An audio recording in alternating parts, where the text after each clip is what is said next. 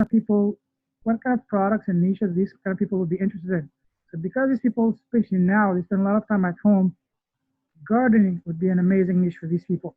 Gardening, cooking, um, tools at home. So look into that. Don't sleep on that market because that market is massive.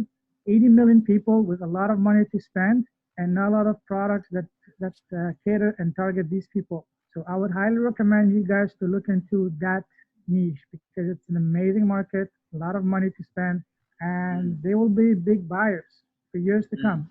Even myself, I'm considering launching a product targeting the baby boomers.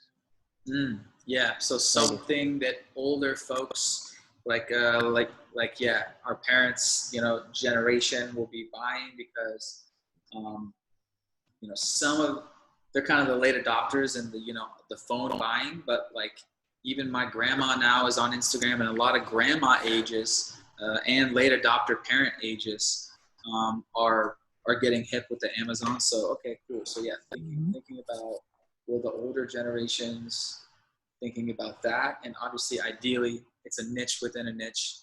Boomers is very still broad, so something like gardening, obviously home Yeah, cooking. That's kind of the older generation thing.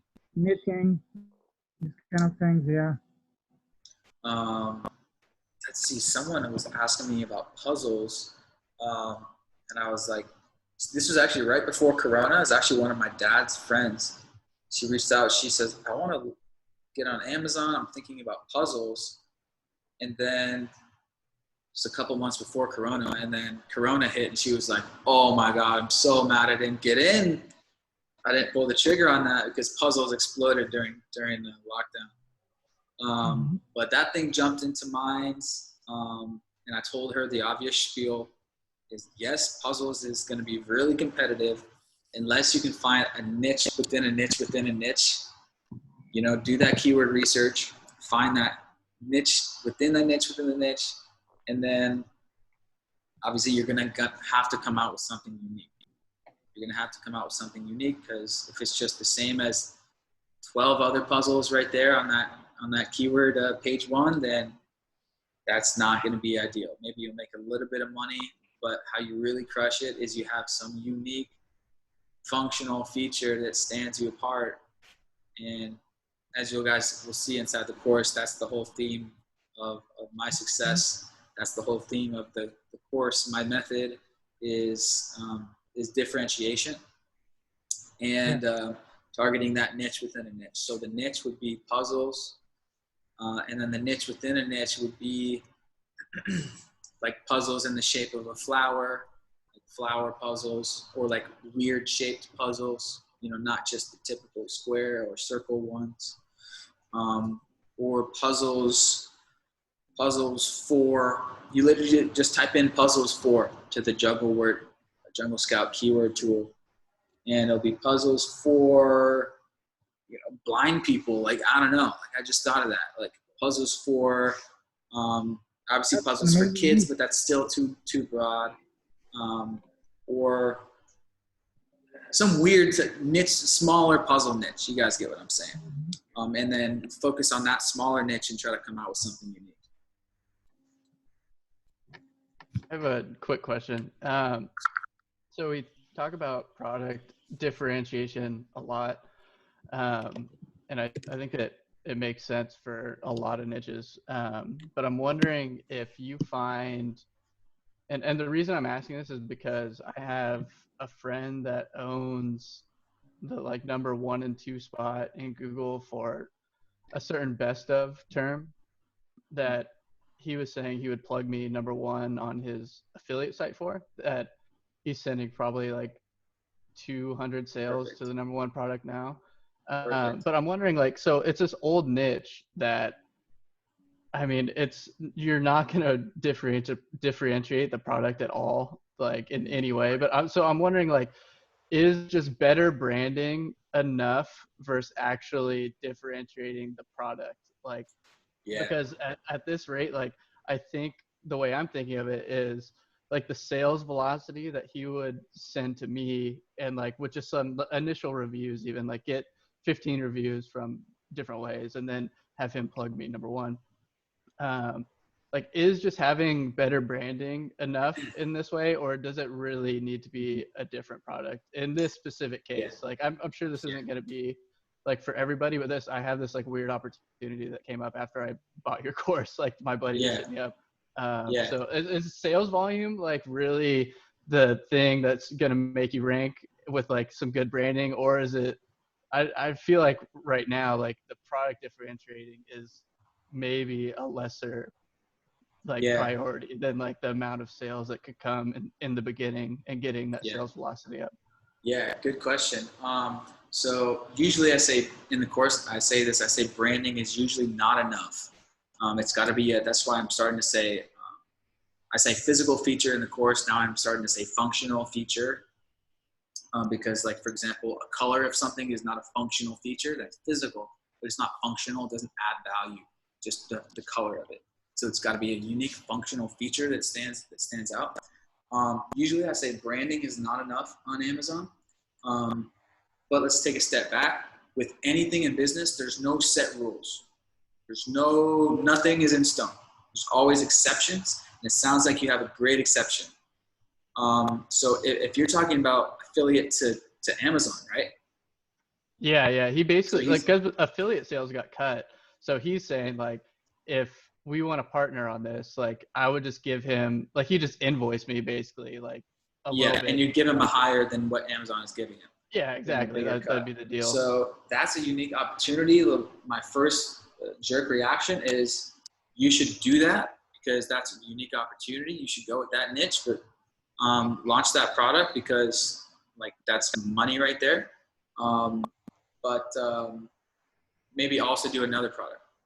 Yeah, that's what I was thinking, is like building a business off someone else's business isn't like necessarily a smart thing to do, but like right out the gate, if my first attempt into Amazon is this, and then it ends up making a little bit of cash, and then could eventually sell it back to him or something, because he's got like the #1 selling yoga towel right now on Amazon too, so he's also going to like help consult a little bit on it. So I feel like this opportunity would be like too good to pass up. For sure. Like, when also listening to you with like the product differentiating thing is what I'm thinking about. Like, is it like I'm not going to be able to make it different? Like, it's such a simple product that there's like well, the whole reason that we would need to make it different is because in an even playing field of everyone on page 1 results of Amazon, you're going to need to be differentiated. But you don't have an even playing field. You have an advantage. You have a cheat code to get a flood of traffic to your Amazon listing. So you don't need to be differentiated then. So this is an opportunity where, let's say page 1 is still crowded with all the same models, all the same copies. You're going to use your outside traffic source that's always coming in that's going to boost your ranking, assuming it converts well. And it's going to get you a lot of reviews. So you're just going to rise to the top, and ideally you're going to stay at the top.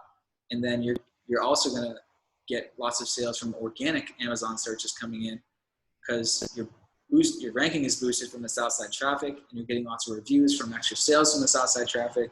So yeah, you don't necessarily need to be differentiated. If everyone else on page 1 is the same, then customers get the one that has the most reviews. That's pretty much it. Right. Cool. Thanks for being the rebound for that question. Yeah, but even to add on to that, even though you think that you might not be able to make much differentiation, I would still recommend that before you do anything, study the market, see how many, especially the top 3 best sellers in that specific niche or whatever, and read the reviews, especially the negative ones, the ones that are below 3 stars, and see what people are spending an afternoon to 3 hours reading, and you will very, very fast notice the pattern of the top 3 or 4 or 5 most common complaints people have, and then write those down, and then reach out to suppliers and say, hey, guys, I'm looking for this product, but I want you to fix this, and this. Can you do it? This is the exact process we did, because when I was living in China, we launched a product that did in a very competitive niche, in the coffee niche, extremely competitive. So we took a look at the main competitor, and we said, okay, what are people complaining about? And we just made a list of the top 3. I reached out to the suppliers, and told him, listen, I want this coffee machine, but I want this, and this to be fixed. Can you do it? Took me a while, but finally found a factory that did it, and that alone allowed us like to get an amazing boost because and then we were able to use those differentiation in our copy. Hey, are you tired of your coffee maker burning your finger because the handle is too small or gets too hot? No more that problem because ours is fire resistant. It doesn't burn your hand. So this way it allows you to really differentiate yourself. So even if you think at first sight that you cannot, it would be very hard for you to differentiate. I'm pretty sure that you can still find ways to improve that by just reading the comments. And then within an hour or so, you'll notice a pattern of the most common complaints and just try to fix those. And you don't have to fix them by a lot. Even if you fix them by just 10%, that's going to be enough to shoot you over the top and give you an amazing perceived value against any other competitor, even if you may not have the same, as many reviews in the beginning. But that's going to give you a big boost. And you, because you have this extra traffic surge, that's going to be like a winning combo. Yeah, that's the thing that I was looking at too. It's like it's all the negative reviews are all like a stability thing, which seems pretty easy to just like there you go, bulk that bitch up or that that product up. Sorry. But bulk that bitch up. Yeah. If you can do those two, then you can have a home run. Yeah, obviously, if you can, improve it, then obviously, that's what Pema said is one of the ways that we come up with differentiating ideas for sure. But some products, they just can't be differentiated. Like, there's just not really many options to like improve it. So, it's always a balance of what it is. But okay, yeah, that's interesting. So actually, Wyatt and I were consulting on how to do this, how to get outside traffic through affiliate websites for actually my selfie stick tripod, like last year or a couple years ago. And that reminds me that now with Amazon affiliates, the commissions be cut in half. There could be an opportunity with a lot of affiliate sites looking to partner for better deals one-on-one with different products and brands. So yeah, we'll be consulting with you, Wyatt, on maybe once we get our niches and products dialed in, how do we go reach out to affiliate sites to say, hey, put me on your top list of products or number one, and I'll give you a better cut than, we'll do a win-win situation. Yeah, I'm happy to talk about that maybe next time we meet or something. But I've been an affiliate for a long time, so if I know how to talk to them and everything. So if you guys do find a niche, honestly, search best whatever the hell product you choose on Google, and preferably it's not Wirecutter, it's not Digital Trends, it's not those big guys because they're not going to be doing that type of stuff. But it's like that niche website that is definitely run by an affiliate, and you'll know when you see it. But those guys are definitely hurting right now a lot, and they would love that extra revenue. So just keep that in mind, I guess. Cool. Yeah, we'll work together. I'll put up a guest lecture about that, and a new tutorial video about that. Yeah, cool. Yeah, getting started with product research. This obviously kicks off week 1. Any more questions about getting set up and how to dive in and get going? I had a question on creating the seller account. So seeing as I'm in Mexico, but I'm a US citizen, but like my address is in the US as well. Will that complicate the process at all? Like I noticed that I needed like a proof of address, and I have my license, which has my parents' address, which is like my main address or my permanent one, because I don't really have like a home base per se. Yeah. Like I said, I kind of travel, so I don't have a utility bill either. Yeah. I'm thinking of getting like, I guess it's easy to switch my name into a utility bill, but it's like the time, the lag, like how long does it take to be approved? Like, do they need to see like a recent? Yeah, I think it needs to be within 90 days, and yes, that can complicate things. Okay. let's see. We can answer from personal experience because I went through that myself. When I opened my Amazon account, I was living in China, so obviously I couldn't give my address in China, so I gave my address to my parents' house in Canada, and they asked me either a utility bill or a statement from my bank account. So I just contacted my bank account in Toronto and asked them to just send me a current statement, and I just scanned it and sent it to Amazon, and that was enough for me. So I think that should be the same process for you as an American. I'm Canadian. It should be the same process for you as well. Okay. Just contact your bank, get a statement, scan it, and then email it to them, and that should be enough. Okay, I think you also need another proof of address in addition to a bank statement. And I think that a cable or internet bill does not work. It needs to be like when you go through the sign up process, it will tell you exactly the rules. They may have been updated, but just look at the rules, exactly what they need, and just try to get them exactly what they need. People ask me this all the time. Like sometimes you got to get creative. Sometimes you got to figure out creative solutions to get these utility bills. So I was talking this morning with a friend of mine. He's an Australian guy. He lives in China. He doesn't have any bank account or any utilities in Australia. So he wanted to join the course, but his only issue is he doesn't know how to get a bank account because obviously if he were to register with a Chinese bank account, he couldn't because he's not Chinese and he cannot open an account with Australia because he's not in Australia anymore. So I suggested to him maybe to open a bank account in Hong Kong, but right now the borders are closed. I was wondering if you guys have any suggestions for him because that's the only thing also preventing this guy from starting Amazon business. Well, what's the Johnny method was a trailer park spot in Texas, right? Yeah, $1 a month for a park a trailer that he doesn't own a trailer. That's his address in the U.S. Oh, I've never heard that. I think for the bank account thing, I think you can just use a Payoneer account.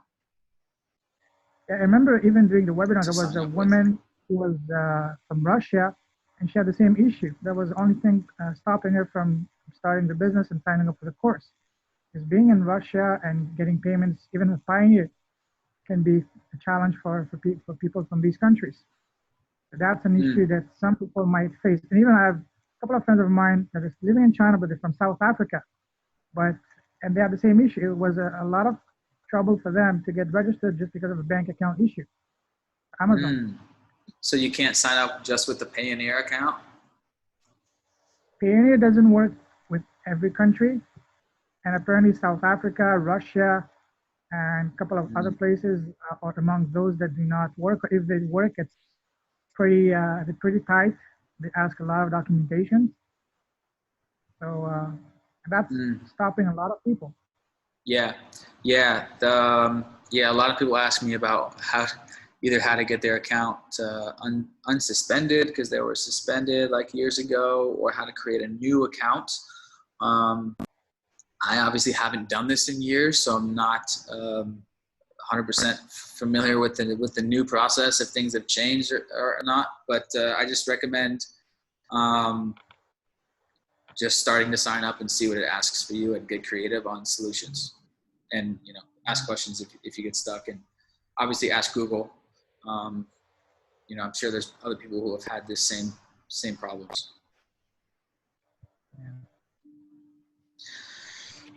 Yep. See anything else about getting started, diving into product research? I got a quick question. Yep. So I guess the process to once you apply for the application takes about a couple business days for feedback. Because I applied, I think Wednesday.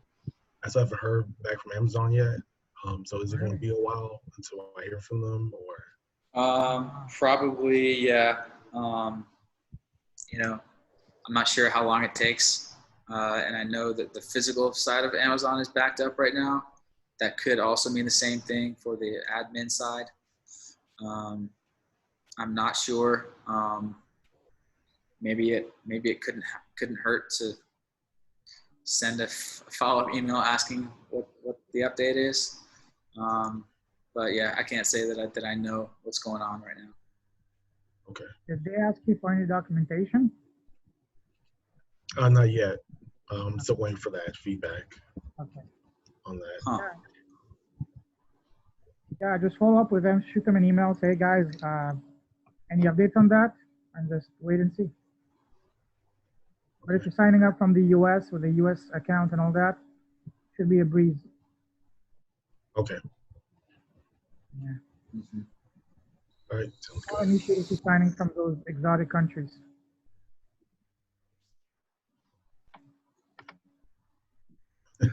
Yeah. Yeah. Anything else? Yeah. How much? I forgot to ask this. How much time do you guys have available to work on this? What about you? Hello. I have about for each day for about a couple of hours, about 2 hours. Cool. Good. Yeah. What about you, Brandon?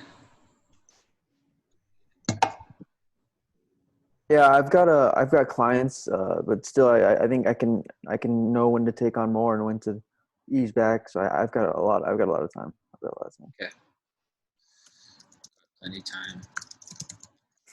Just taking notes here. Yeah. What about you? Go ahead. Yeah, I mean, I also have time, especially given the quarantine. Mexico here is still pretty locked down.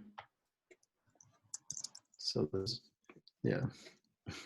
Well, yeah, and you work remotely, so you're pretty flexible. Mm-hmm. And you're in Mexico City. Right. Cool. Yeah. What about you, Grayson?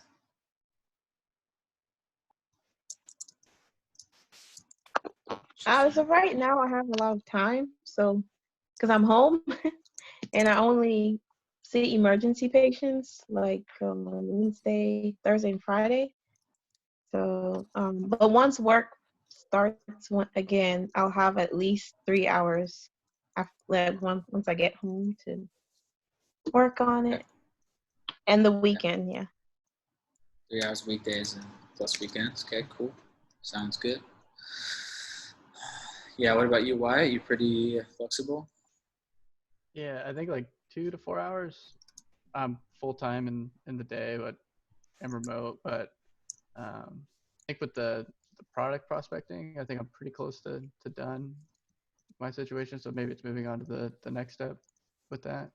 Okay, cool. So are you going to move forward with the that opportunity to partner with the affiliate? I'm like 90% sure. It seems like I have some due diligence to do on that, but Yep. it seems like a pretty good setup. Pretty good setup. Nice. Awesome. Sounds good.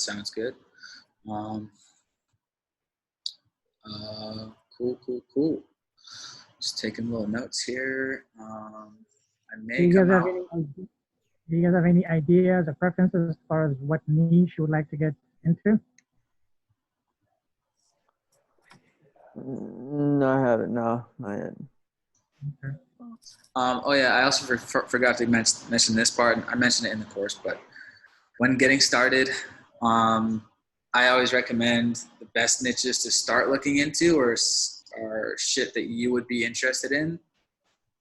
So I found that, obviously that makes it a little bit more fun if it's something that you would actually buy, like in real life, and something that you would actually use. And that has happened to be how my niche got started. I came out with the selfie stick tripod thing because literally I was filming videos and I wanted to stand my camera up on my desk to have it level with my face.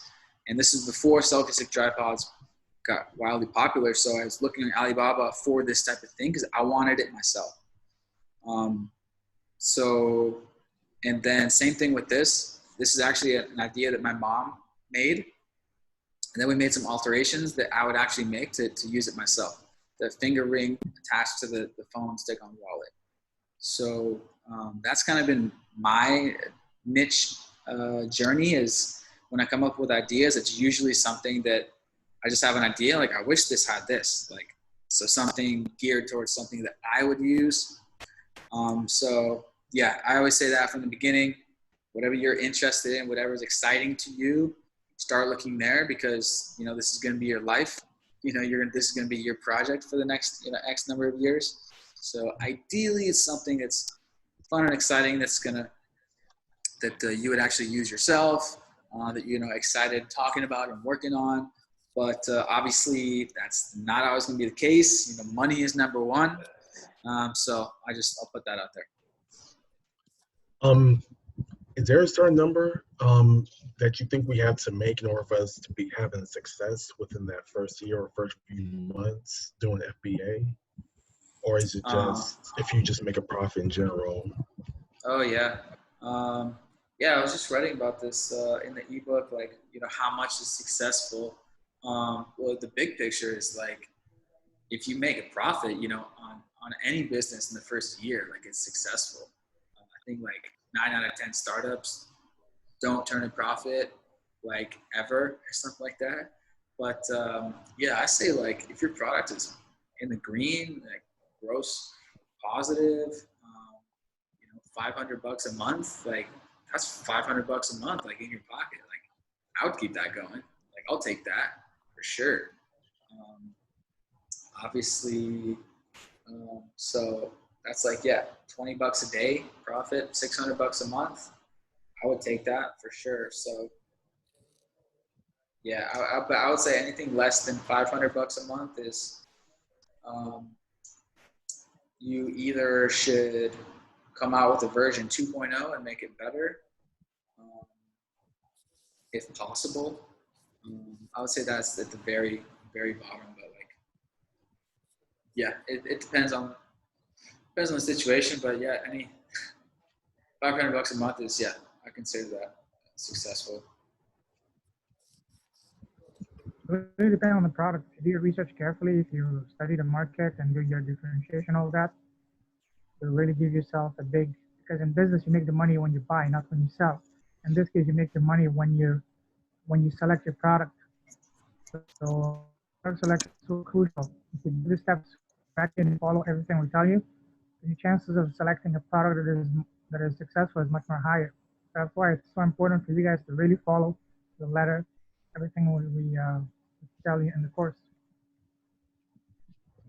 And I read a stat that said that over 50% of sellers on Amazon don't make any profit, but there's 20 or 30% that make over $100,000 a year, 5% that make over $1 million. So now it's definitely possible. I would say in the first year, if you can make at least, I mean, well, I don't know. If you do your product selection carefully, you should be able to get at least $500 to $1,000 within 6 months, a month. So yeah, you know, what I found, that I talk about this in the course, but like the big picture, products that ended up catching on traction and being successful for my brand is about 1 in 3 or 1 in 4. Same with my little brother's brand. And I found this to be pretty typical on Amazon. You know, 1 in 3, 1 in 4 success rate is obviously better than the typical company or startup. Like 1 in 10 end up being successful. So what I found is, yeah, that's what I found. So big picture is, many of us are going to have to launch 3 or 4 products before we find that one that really takes off. It's like, all right, that's my bread and butter that I can build on. So a lot of people, you know, I've bet over the years, they launch one product and they're like, it didn't catch on. Oh, I guess that means I failed at Amazon, right? And then they just, you know, stop doing it. So if you want to be successful on Amazon, that's how you don't be successful. You launch one product and you think that you're done.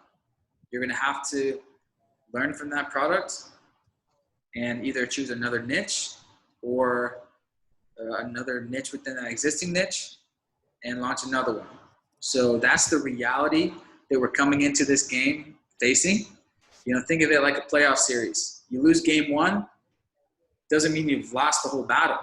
You got to come back out, fight for game two, game three, game four, maybe even game five. So building an Amazon store, building an Amazon business is not just one product, but it has to start with one.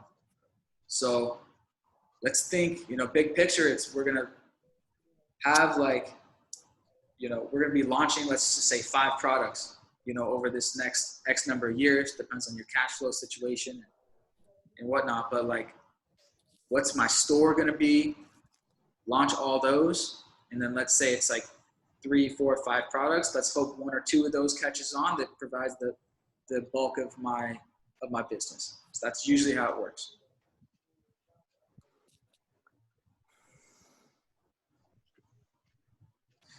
Yep.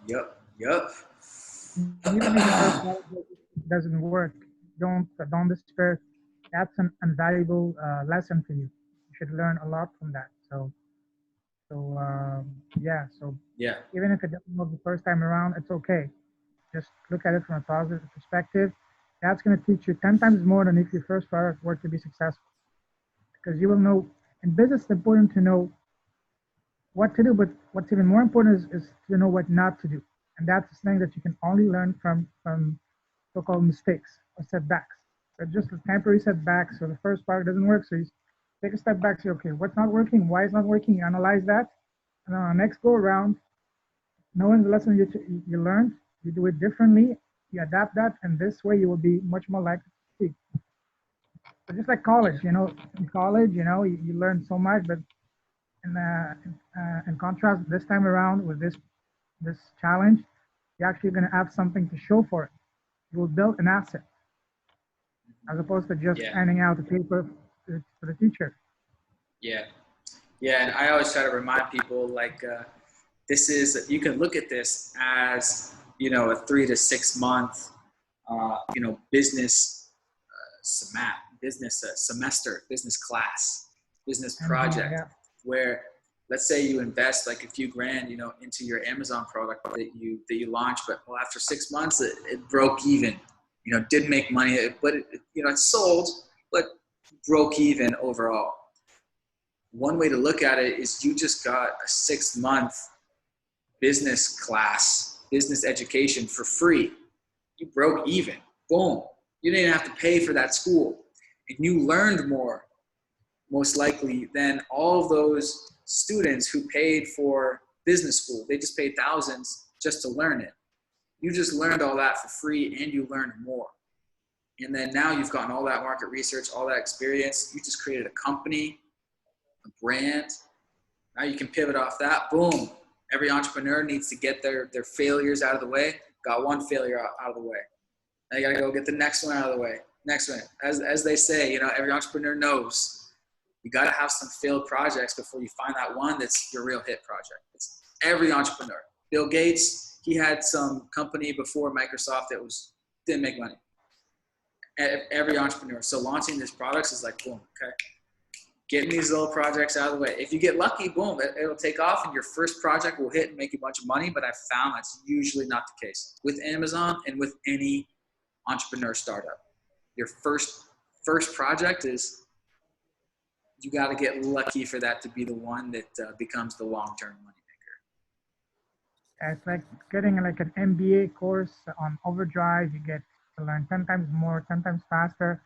And if the education system were to be really working, they would make this kind of challenges mandatory part of every course, because that teaches you 10 times more than anything you can learn even at the best business schools in the world. So don't be afraid to try. It's okay if don't throw in the towel if your first product is not working. Yep, that's the big picture for sure. It's very important always to keep the big picture in mind. And on that note, you know, I always try to keep my big picture in mind, you know, because sometimes, you know, being in front of your laptop every day, I'm just like, you know, you can kind of wonder, like, what's the point of all this? Like, you know, I'm just like, as entrepreneurs, we got to keep the big picture in mind to enjoy the process. Enjoy the process. I'm in the back of my mind, I'm like, I don't want to be working on this one thing I don't want to be doing today. I don't want to do this. But I remind myself, I'm doing this so I can make $1 million a year in passive income and live in a penthouse like this, have a personal assistant, and be able to travel anywhere in the world and live in any Airbnb that I want at any time. You know, I'm doing this to live my absolute dream, you know, to get rich and live an amazing life. So basically keeping your dreams in the back of your head. I got to remind myself the big picture, the dream of why I'm all doing this, you know, visualize. It's been pretty easy for me this past month to visualize where I want to live, because I want to live in a penthouse that I'm in right now, which happens just to be like the lounge in my.